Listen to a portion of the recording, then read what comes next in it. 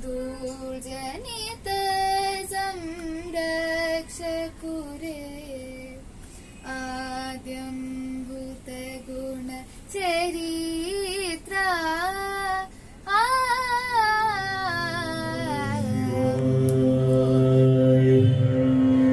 सदानंद शिव शंकर शंभो।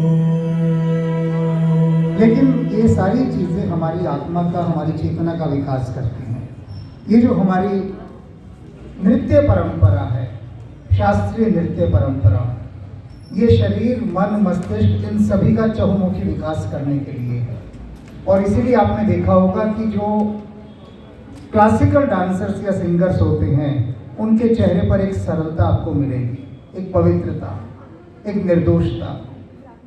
और ये इसी का प्रताप होता है कि हमारी चेतना के जो चक्र हैं भीतर के, वे जागृत होते हैं और उनका प्रभाव हमारे मन, मस्तिष्क और हमारे पूरे आभा मंडल पर दिखाई देता है।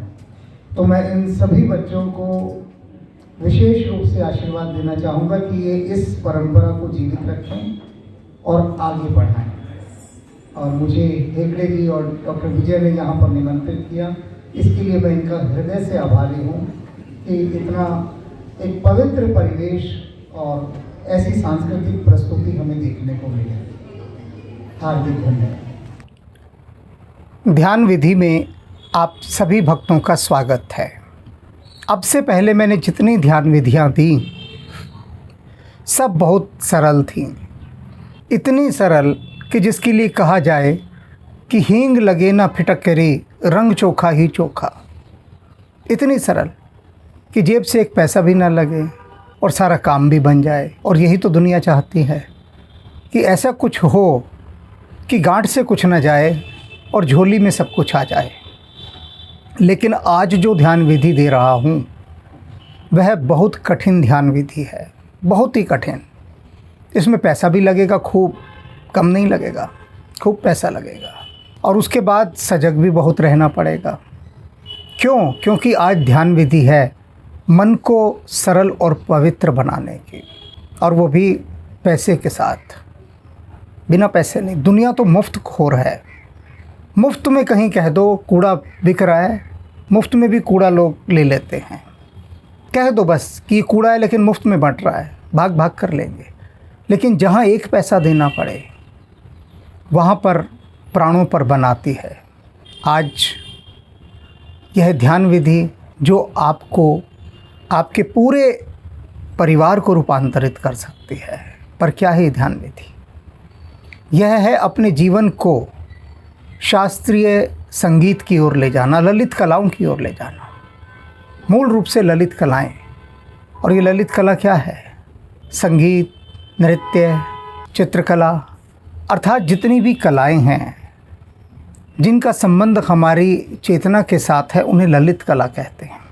और जब इनके भीतर आप उतरने लगेंगे तो ये एक बहुत बड़ा काम करती हैं। क्या करती हैं कि ये जब आपके भीतर प्रवेश करती हैं तो आपके भीतर के सारे मल को धो डालती हैं। नृत्य ऐसी ही एक ललित कला है। भारतीय शास्त्रीय वाद्य यंत्रों के साथ एकरूप होना ऐसी ही एक कला है। और डॉक्टर जगदीश चंद्र बसु ने इस बात को सिद्ध भी किया है कि जो भारतीय शास्त्रीय वाद्य यंत्र हैं वे मनुष्य की चेतना का विकास करते हैं। न केवल मनुष्य की चेतना का, बल्कि उस पूरे परिवेश में जो भी हो, जितने भी जीव जंतु, कीट पतंगे, पेड़ पौधे, उन सभी का विकास करते हैं। हम देखते हैं कि हमारे घरों में बच्चे पाश्चात्य संगीत की ओर जा रहे हैं। विशेष रूप से ऐसे संगीत की ओर जो फूहड़ है, जिसमें कोई कला नहीं, सौम्यता नहीं, जिसमें कोई सुगंध नहीं, केवल एक शोर है। अर्थात शोर वाले संगीत को वे पसंद करते हैं। क्यों? क्योंकि बचपन से उनको किसी शास्त्रीय संगीत की कोई सिखावन नहीं दी गई। इस समय आप सभी इसे सुन रहे हैं। सोचिए आपके परिवार में आपने कितने अपने बच्चों को भारतीय शास्त्रीय संगीत की शिक्षा दी है, नृत्य की, वाद्य यंत्रों की, गायन की। बताइए, सोचिए। और ये विद्याएं क्या करती हैं, जब हम शास्त्रीय संगीत पर नृत्य करते हैं तो भीतर आत्मा नाचती है, और जब हम इस शोर शराबे वाले फूहड़ प्रचलित संगीत पर नृत्य करते हैं तो केवल देह नाचती है। कभी नाचते हुए देखिए आप, ये जो क्लबों में चकाचौंध की लाइटों के बहुत सारे दृश्य दिखाए जाते हैं, लोग क्लब में नाच रहे हैं, एक आदमी शराब का प्याला है, किसी के हाथ में शराब की बोतल है और नाच रहे हैं। उनके नाचने को देखिए, क्या है कि जैसे बेहोशी में कोई पागल होकर नाच रहा हो। लेकिन उदाहरण के लिए अगर कोई भरतनाट्यम कर रहा है, कथक कर रहा है, तब देखिए कैसे लगता है। ऐसा लगता है कि जैसे परमात्मा ही वहाँ पर उतर आया हो और स्वयं नृत्य कर रहा हो। और परमात्मा को जब आप नृत्य करते देखते हैं तब भीतर जो घटेगा उसको शब्दों में नहीं कहा जा सकता। हमें यदि अपने बच्चों को पवित्रता की ओर, सरलता की ओर लेके जाना है तो उन्हें भारतीय शास्त्रीय संगीत, नृत्य इत्यादि कलाओं को सिखाना होगा। कल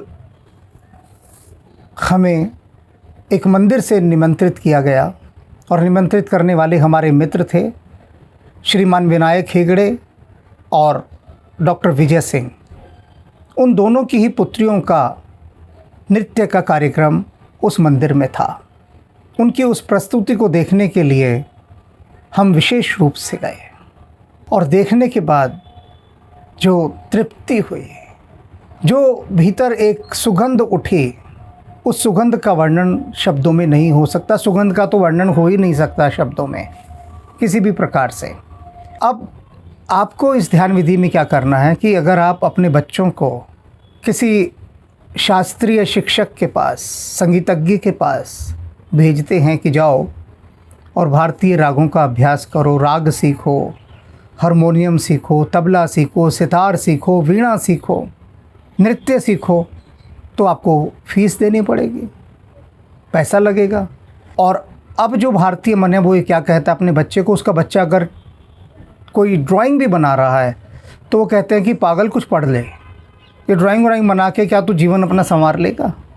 अगर वो गा रहा है तो उसको गायन से रोकते हैं।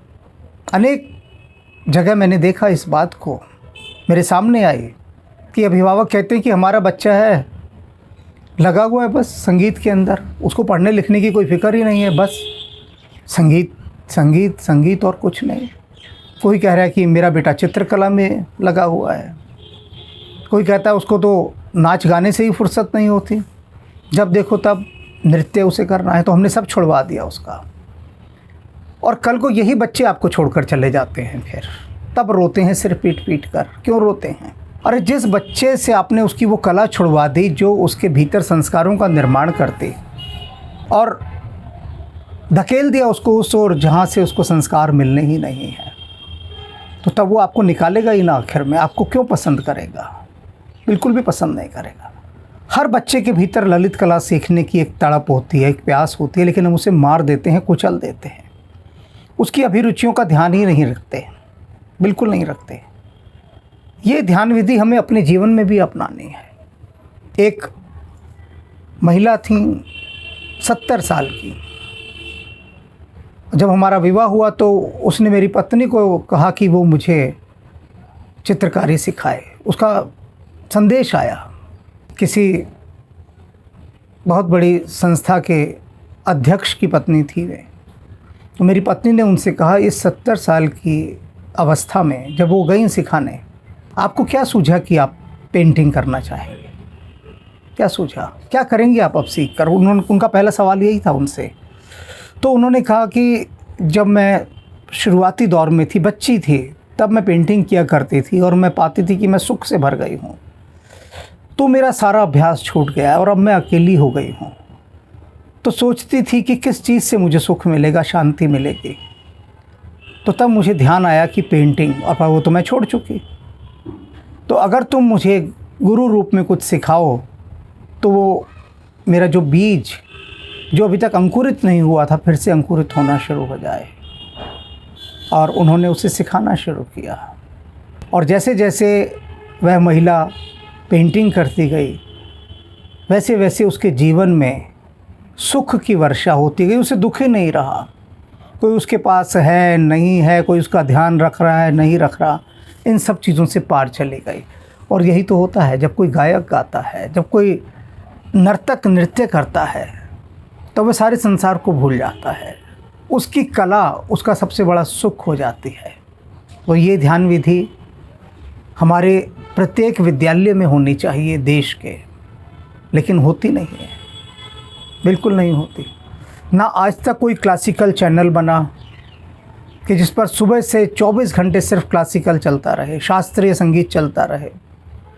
और ना ही विद्यालयों में ऐसा कोई पीरियड बनाया गया कि ये म्यूज़िक का पीरियड है। होता है म्यूज़िक का पीरियड, लेकिन वहाँ सब जो सिखाया जाता है वो बहुत हल्का होता है, सतही। बहुत सारे 2-4 फिल्मी गाने सिखा देंगे, कुछ 2-4 देशभक्ति के गीत सिखा देंगे, कुछ कंपटीशन की तैयारी करवा दी, बस इतना भर होता है स्कूलों में। लेकिन प्रत्येक स्कूल में एक अलग पीरियड होना चाहिए, शास्त्रीय संगीत, क्लासिकल म्यूज़िक, और उसके अंदर सब कुछ भारतीय शास्त्रीय का सिखाया जाए। लेकिन ये होगा नहीं, क्योंकि मैंने अनेक लोगों से इस बारे में बात की जिनके स्कूल चलते हैं, तो उन्होंने कहा ये एक और मुसीबत कौन अपने सिर लेगा।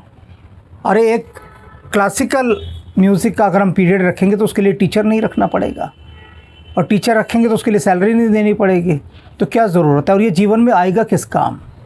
सबसे बड़ी बात कि ये शास्त्रीय संगीत किस काम आएगा, उसके जीवन में किसी काम नहीं आएगा। तो इसलिए ये व्यर्थ का प्रश्न है कि विद्यालयों में शास्त्रीय संगीत का भी एक अलग पीरियड होना चाहिए। निश्चित रूप से ये व्यर्थ का प्रश्न है, क्योंकि ये सरकार की तरफ से नहीं आया। अगर सरकार चाहे तो क्या नहीं हो सकता। आज सरकार ये घोषणा कर दे कि प्रत्येक विद्यालय में अनिवार्य है शास्त्रीय संगीत का पीरियड, और उसे वहाँ पर भारतीय शास्त्रीय संगीत की शिक्षा देनी है, तो क्यों नहीं हो सकता। एक दिन में सब कुछ हो सकता है। लेकिन देश में हो या ना हो, आपको अपने घर में करना है। आपको देखना है अपने भीतर। आप हारमोनियम बजा सकते हैं, वीणा बजा सकते हैं, सितार बजा सकते हैं, तबला बजा सकते हैं, या इत्यादि वाद्य यंत्र गा सकते हैं, नाच सकते हैं, कुछ भी आप कर सकते हैं। तो उसका प्रशिक्षण लेना आरंभ कीजिए किसी भी संगीत के शिक्षक से, और उसका अभ्यास कीजिए। घर में आप अपने एक ऐसा मंदिर बना लीजिए पूरे घर को, जहाँ पर हर समय कुछ न कुछ भारतीय शास्त्रीय संगीत का एक रूप वहाँ पर सक्रिय रहे। और उसके बाद आप देखिएगा कि आपके पूरे घर का आभा मंडल, उसका ऑरा, आपका, आपके बच्चों का, सब कुछ बदलने लगेगा। अब उस समारोह की कुछ झलकियाँ आपको मैं दिखलाता हूँ, ध्यान से देखिए और अपने जीवन में इस महंगी ध्यान विधि को उतारने का प्रयास कीजिए। शंकर शंभो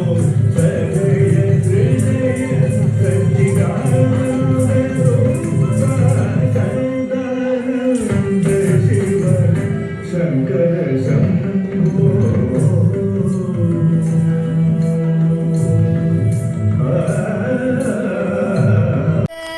रवि तेजा राजा दिराज चंद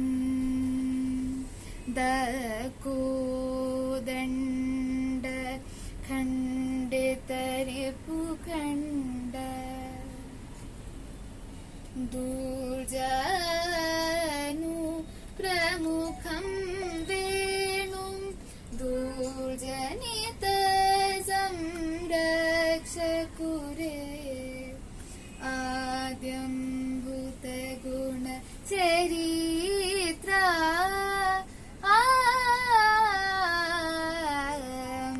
आम्बो दकोदंड खंडित रिपुखंड